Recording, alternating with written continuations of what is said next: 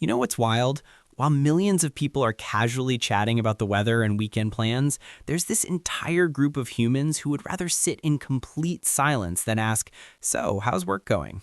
And I'm not talking about shy people or introverts trying to avoid conversation. I mean folks who genuinely find small talk mentally exhausting, like nails on a chalkboard for their brain. Here's the thing most people miss.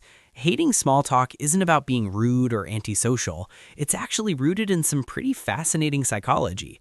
Some brains are literally wired to crave depth over breadth. While one person gets a dopamine hit from light social banter, another person's nervous system is screaming, "Get to the point already." Neither is broken, they're just operating on different frequencies. So let's break down what's actually happening in the brain when someone would rather discuss existential philosophy with a stranger than talk about traffic. First, you need to understand something called need for cognition. Basically, some people's brains are hardwired to seek complex, meaningful stimulation. They don't just want information, they want substance, nuance, layers. When you ask them, "How was your weekend?" their brain doesn't know what to do with that. It's too vague, too surface level. There's no real exchange of ideas happening. It's like asking a chef to microwave a Hot Pocket when they're ready to cook a 5-course meal. For these folks, small talk feels like empty calories for the mind. They're not being difficult, they're just genuinely unsatisfied by conversations that don't go anywhere meaningful. Here's where it gets interesting. Social interaction is metabolically expensive. Your brain burns serious energy when you engage with other humans, reading facial cues, managing tone, figuring out what to say next. Now, for people who hate small talk, there's this brutal cost-benefit analysis happening unconsciously. They're spending all this mental energy on a conversation that yields, what exactly? Permission to exit politely? It's like your brain is an investor and small talk is a stock that never delivers returns. Why would you keep putting energy into something that leaves you feeling drained with nothing to show for it? People who enjoy small talk get value from the connection itself, the ritual, the social lubrication. But for others, if there's no interesting information being exchanged, their brain literally registers it as a waste of resources. Let's talk about something nobody mentions, the authenticity gap.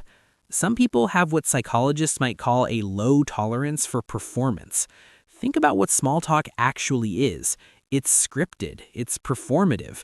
You're both playing roles following social scripts you've memorized since childhood. "Hey, how are you?" "Good, you?" Nobody's actually answering honestly.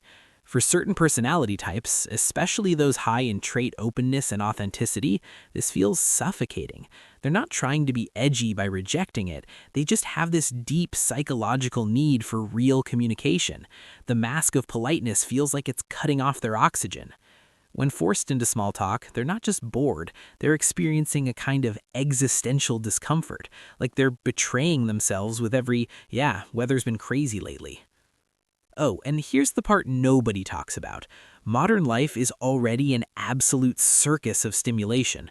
Notifications, emails, news alerts, random group chats exploding about nothing important.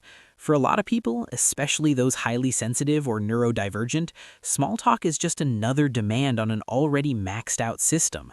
Picture this, you've been on all day, managing deadlines, responding to messages, navigating social dynamics at work, then someone corners you at a party to discuss their commute. For some people, that's relaxing. For others, it's the thing that finally pushes them into shutdown mode. It's not personal, their nervous system is just tapped out, and small talk requires more energy than they have left to give. Here's another angle. Small talk is fundamentally ambiguous. You never really know what the other person wants or where the conversation is going. Some people thrive in that ambiguity. They like the spontaneous flow. But others, they need structure, purpose, direction. Wandering aimlessly through topics feels like being lost in a maze with no exit. Research shows people vary wildly in their tolerance for uncertainty. For low-tolerance folks, small talk creates this low-grade anxiety the entire time. They're constantly trying to figure out, when can I leave? What's the point? Am I doing this right? It's what's supposed to be light and easy actually becomes this exhausting mental workout where they're solving a social puzzle that has no clear answer. And here's the really messed up part. Hating small talk can make you feel incredibly lonely. You're surrounded by people connecting through these casual exchanges, and you're just not feeling it. It's not that you don't want connection, you actually crave it deeply. You just want the real stuff, the conversations that matter, the vulnerability, the substance. But society runs on small talk. It's how most relationships start. So you end up in this weird position where you desperately want meaningful connection, but can't get through the small talk gateway to find it. You watch everyone else bonding over nothing, and you feel like an alien who didn't get the handbook on how to be human. That's isolating in a way that's hard to explain to people who genuinely enjoy chatting about the weather. But honestly, sometimes there's no deep explanation. Some people just don't like small talk the same way some people don't like jazz or sushi or romantic comedies. Not every difference needs a psychological diagnosis. Sometimes your brain just prefers one thing over another, and that's perfectly fine. The person who hates small talk might love long-form podcasts, one-on-one deep conversations, or writing. They're not broken, they've just found their preferred mode of communication, and it doesn't involve discussing Monday morning traffic. So, if you're someone who can't stand small talk, it's probably a mix of things. Maybe your brain craves depth, maybe you're already overstimulated, maybe scripted interactions feel inauthentic to you. Maybe uncertainty stresses you out, or maybe you just genuinely find it boring, and that's the whole story. All of those are valid ways to exist in the world. And if you love small talk, also valid.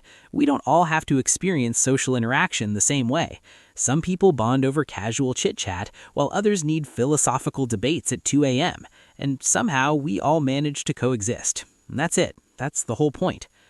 If this resonated with you, hit that subscribe button. And if you want to support more content like this, consider joining as a channel member. I genuinely appreciate you being here.